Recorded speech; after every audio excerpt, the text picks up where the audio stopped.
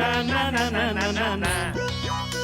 আরে গুল গুল গুল গুলটে গুলটে উল্টে গুলে দেয় দুনিয়া উল্টে। উল্টে পাল্টে দিন কাটে তার গলদপুরে রগবাজি গুলবাজিতে। কি কাণ্ড!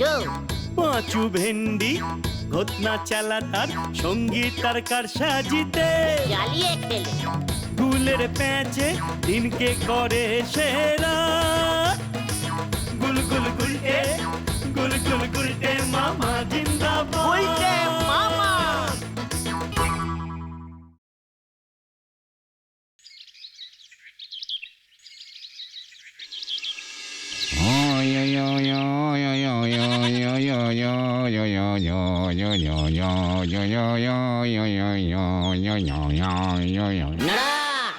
কড়া করে এক কাপ।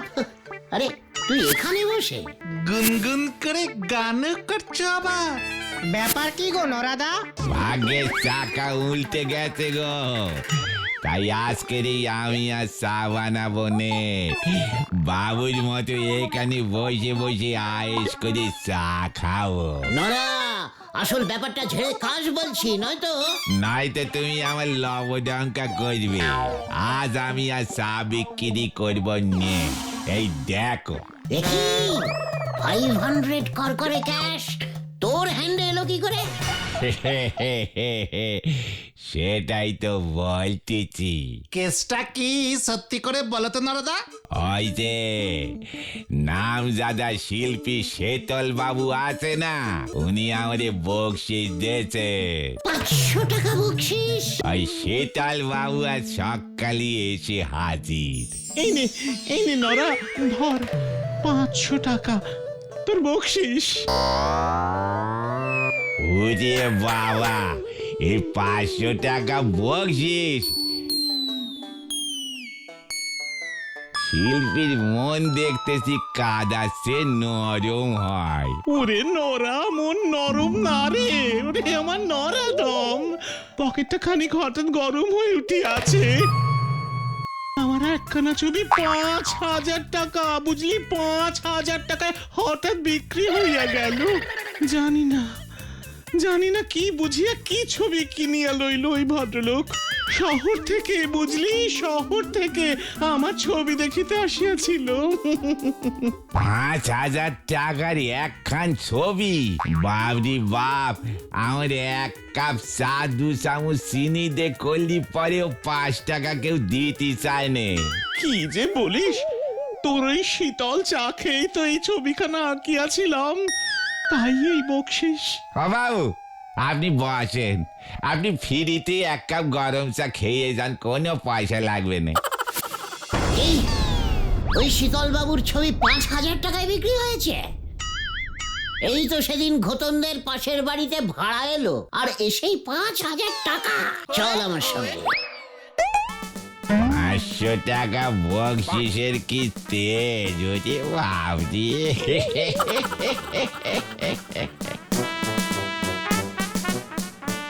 এই হলো সেই বিখ্যাত ছবি গুলটে বাবু। 5,000 টাকা, 5,000 টাকা দিয়ে বিক্রি হলো।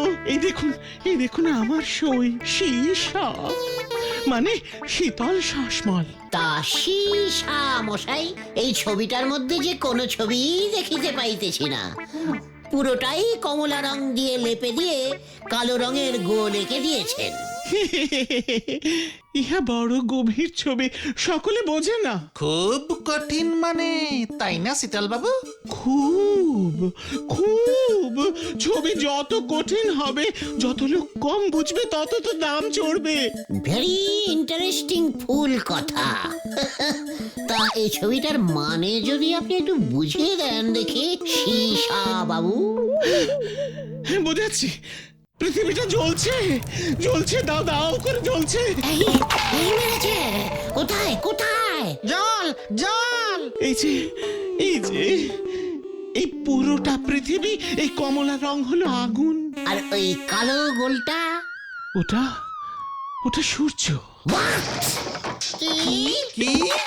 সূর্য কালো রঙের? ওখানেই তো মহান শিল্পীর কামাল। কামাল সূর্য তাপ ছড়াইতে ছড়াইতে নিজে পুড়িয়া কালো পোড়া ঝলসানো রুটি হইয়া গিয়াছে। সূর্য রুটি হয়ে গেছে?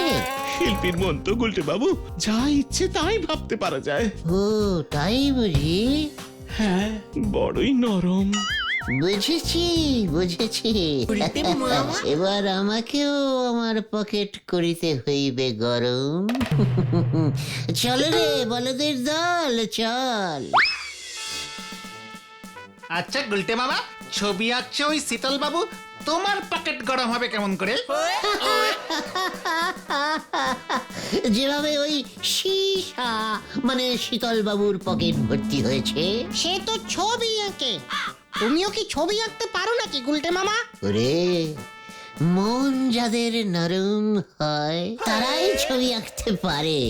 তোদের লিডারকে তোরা এখনো চিনলি না রে। মানেটা কি? মানে ইজ ভেরি ইজিক্যালি সোজা।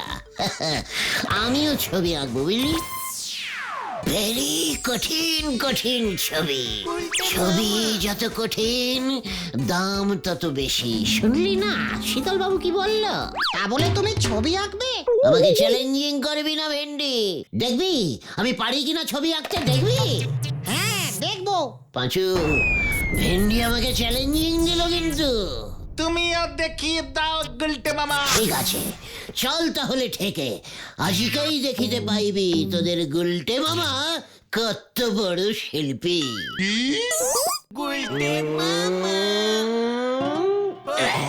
এটা তুমি কি আঁকলে গুলটে মামা? একটা গোল্লা। তুই যেমন অঙ্কে গাদা গাদা গোল্লা পেতিস, তাই গোল্লাকে ভুলতে পারিসনি, গলদপুরের বড় বলদ। তাহলে এটা কি? আমি বুঝে গেছি, রসগোল্লা 10 টাকার সাইজেরটা এঁকেছো। এ কে রে পাঁচু? তাহলে তুমি বলে দাও না গুলটে মামা। এ বড় গভীর মানের ছবি, কোনো মানে বইতে পাবি না, শিল্পীর কঠিন ভাবনা। কিন্তু এটা তো একটা গোল আঁকলে। ওরে গলদপুরের বলদ ছেলের দল, এ গোল যে সে গোল না রে, এ হলো একখানি গোল মাঠ। সেই মাঠ ভর্তি ছিল কচি কচি ঘাসে। ঘাস? ঘাস কোথায় আঁকলে তুমি? ওইখানেই তো শিল্পীর কেলটাবুলাস কেরামতি রে। মাঠে ঘাস নাই তাই আঁকি নাই, সব ঘাস একটু আগে গরুতে খাইয়া চলিয়া গিয়াছে। পরিয়ার হইয়াছে শুধু মাঠ, ধুধু মাঠ, কি করুন মাঠ। ঘাস নাই ঘাস নাই, সব গরুতে খাইয়া ফেলাইল, একই কাণ্ড ঘটিল। থাক থাক গুলটে মামা, বুঝেছি বুঝেছি। শিল্পীর নরম মন তো সহ্য হয় না কিছু। বুঝলাম। মাথা নিচু করে এবার যে যার বাড়িতে চলে যা। বিকেল ঠিক 4টের সময় নরার চায়ের দোকানে হাজির হবি। নরাকেও এবার জবাব দেওয়ার সময় এসেছে। বলে কিনা ওকে আমি চা তৈরি করে খাওয়াবো। এই শিল্পী গুলটে গুহর নরম মন পেয়ে যা ইচ্ছে তাই বলবে, আর তোরা সহ্য করবি। একদম না গুলটে মামা।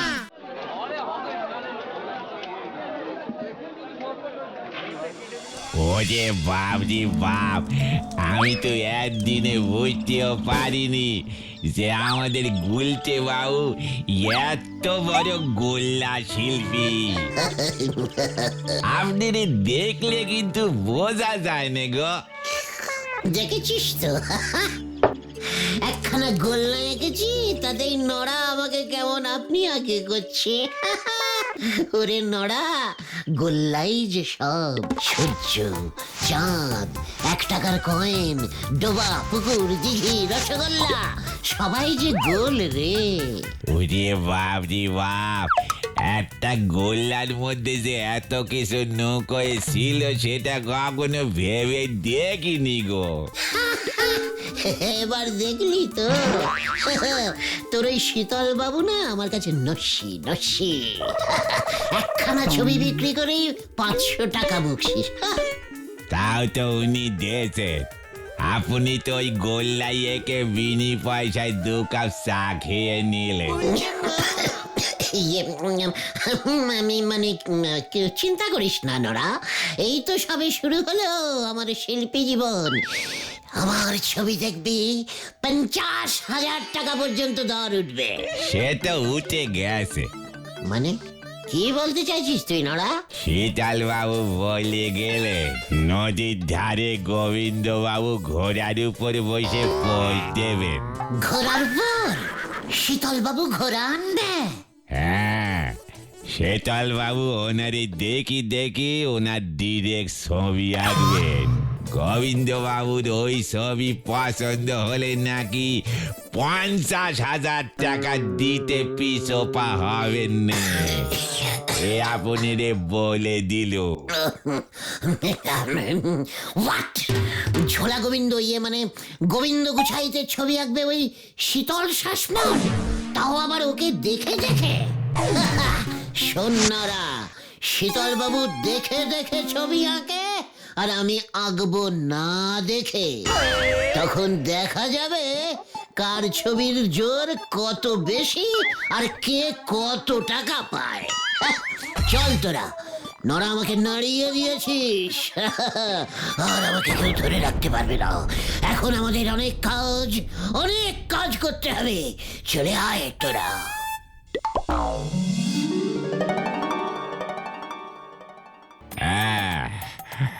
বলছি মানে কথা, আমার ছবি যেন পুরো আমার মতোই দেখতে হয়।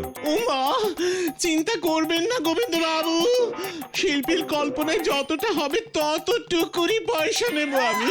আচ্ছা, বলছি যে ঘোড়া কই? আমি যে ঘোড়ায় চেপে বসবো বলেছিলাম, মানে কথা আমার বহুদিনের শখ। ঘোড়া ঘোড়া ওই তো ঘোড়া চলে এসেছে। হ্যাঁ, মানে কথা ওটা তো কুকুর। হ্যাঁ, আমার সঙ্গে মস্করা করছেন নাকি আপনি? কুকুরটাকে ঘোড়া দেখছেন? ওমা, মস্করা কেন করবো গোবিন্দ বাবু? শিল্পীর চোখ তো, বোঝার চেষ্টা করুন, চিন্তা করবেন না। আপনাকে আজকে আমি ওই ঘোড়ার উপরে বসিয়েই ছাড়বো। খতন নে, বলটা ছোড়। ছুটছি কালু, ছু ছু।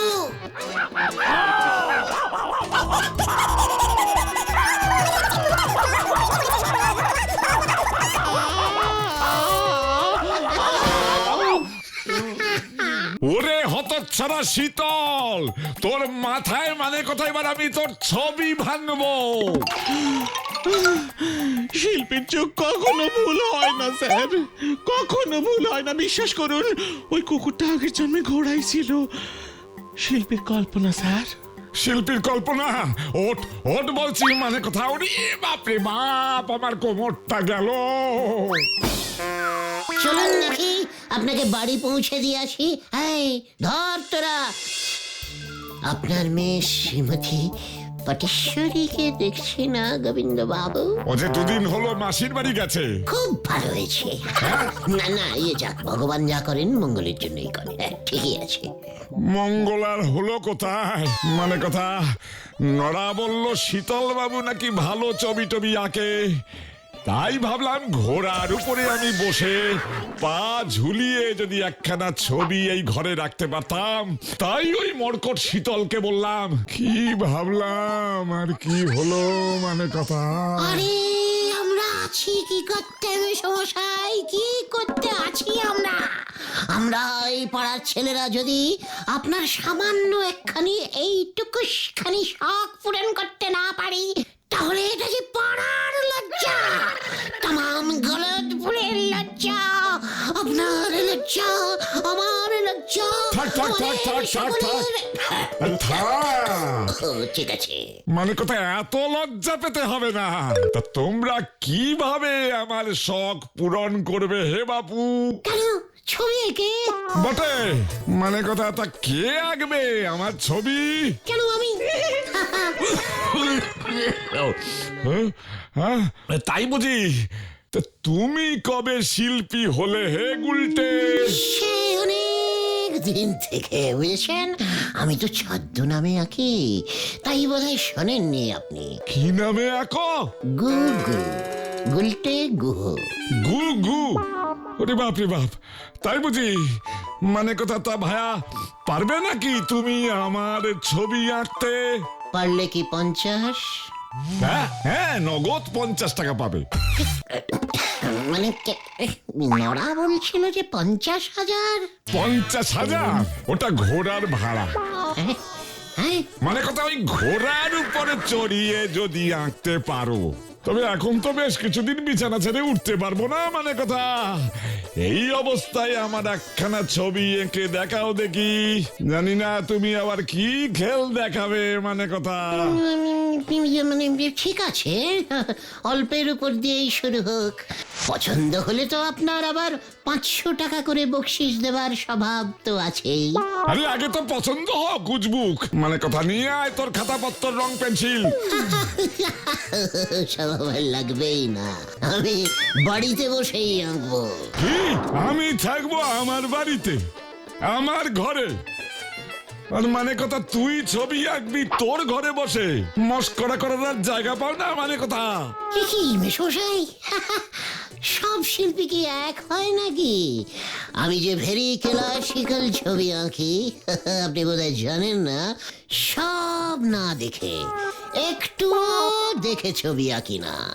আপনাকে এতবার এত রূপে দেখিয়াছি, আর দেখিতে হইবে না। দেখবেন এই গুলটে গুহ রূপে গুগু কেমন গভীর কল্পনা করিয়া আপনার আস্ত মুখখানির একটি আলপনা ছবি আঁকিবে, দেখে পয়সা দিবে। ঠিক আছে, তবে এখন যা, ছবি নিয়ে মানে কথা তারপর আসবি। ব্যাস, আর কোনো চিন্তা নেই। কল্পনায় মুখমণ্ডলের ছবি উঠিয়া গেল, ব্যাস, আর কোনো চিন্তা নেই। আমি এখন আসি মেশমশাই, টাটা। বাপরে বাপ।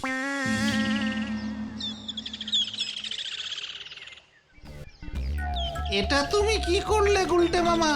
তুমি গোবিন্দ বাবুর ছবি হুবহু আঁকবে কেমন করে? কিছু না ভেবেই দুম করে নিজেই যে এবার চ্যালেঞ্জিং করে বসলে। তখন না হয় গোল্লা এঁকেছিলে, এখন কি আঁকবে? রে, তোদের লিডার এই স্বয়ং গুলটে গুহকে অত কাঁচা খেলোয়াড় ভাবিসনি। ভেন্ডি, তোর একখানা ক্যামেরা ছিল না? ওটা আমার না, বাবার। বাবার এক মক্কেল বাবাকে ফিস দিতে না পেরে ওর ক্যামেরাটা দিয়ে দিয়েছিল। ক্যামেরার হিস্টোরি আমি শুনতে চাইনি। আজ রাতে ক্যামেরায় রিল ভরে আমাকে দিয়ে যাবি। রিল ভরাই আছে, কিন্তু তুমি ক্যামেরা দিয়ে কি করবে গুলটে মামা? গোবিন্দ বাবুর মুখমণ্ডলের ছবি তুলব, তারপর সেই ছবির উপর আমি ডিজাইন করে গোবিন্দ বাবুকে উপহার দেব। ক্যামেরাটা নিয়ে আজ রাতে পাঁচুদের ঠেকে হাজির হবি, তারপর বাকি খেল আমার।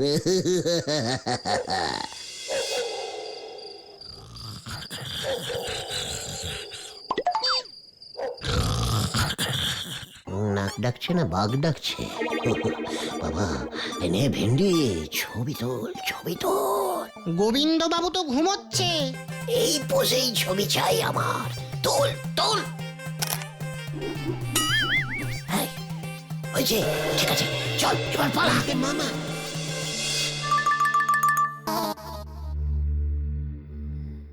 গোবিন্দ বাবু, মেশমশাই, এই যে আমরা এসে গেছি। মানে কোথায় এতদিনের সময় হলো বুঝি? কোথায় কোথায় আমার ছবি, কোথায় হে? আপনার ছবি বলে কথা, এত লাইটলি ভাবে দেখানো যায় নাকি? মানে কথা, ডিপলি ভাবে কিভাবে দেখাবে তাহলে? আজ বৈকালিক বেলায় স্কুলের মাঠে আপনার ওই বিখ্যাত ছবিটির উদ্বোধন হইবে।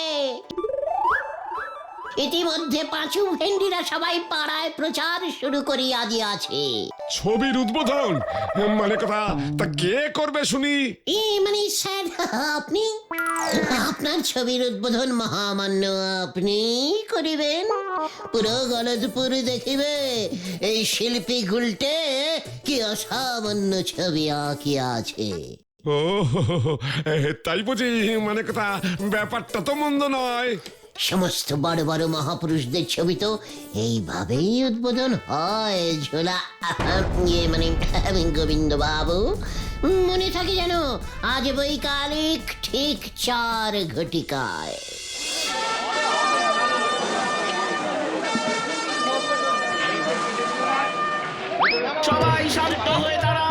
উত্তেজিত হইবেন না। পৃথিবীর ইতিহাসে এই প্রথমবার নিজের ছবি নিজেই উদ্বোধন করিতে চলিয়াছেন আমাদের পাড়ার বিখ্যাত লোক শ্রীযুক্ত ঝোলা, মানে গোবিন্দ গুছাইত মশাই। হাততালি। ছবিটা কে এঁকেছে সেটা বলবি তো যুবক?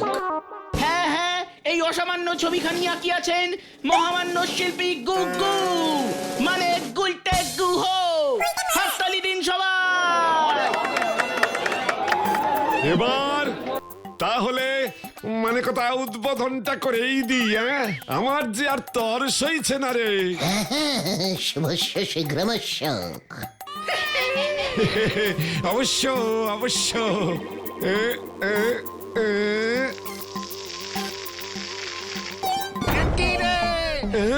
একই ছাড়া মানে কথা তুই আমার এই ছবি নিয়ে এসেছিস, আমার 2 চোখে তুলসী পাতা দিয়েছিস। ভেরি আর্টিস্টিক্যালি ছবি এঁকেছি তো আমি, একেবারে আপনার স্বর্গযাত্রার ছবি, মানে ভবিষ্যতের ছবি। সবই শিল্পীর কল্পনা, সত্যি না কল্পনা। আপনি তো বললেন এখন শুয়ে শুয়েই ছবি আঁকাবেন, ভাবলুম যদি শুয়ে শুয়েই আপনাকে ওপরে। তাই বুঝি? তবেই এই যে আপনারাও কেউ ওকে ছাড়বেন না বলে দিলাম। এত বড় সাহস, মানে কথা আমার চোখে তুলসী পাতা দেয়। পাঁচু পালা! ধর ধর ওইটাকে ধর, মানে কথা দাঁড়া তুই, এই ছবি তোর মাথায় ভাঙবো আমি, মানে কথা। মরেছে।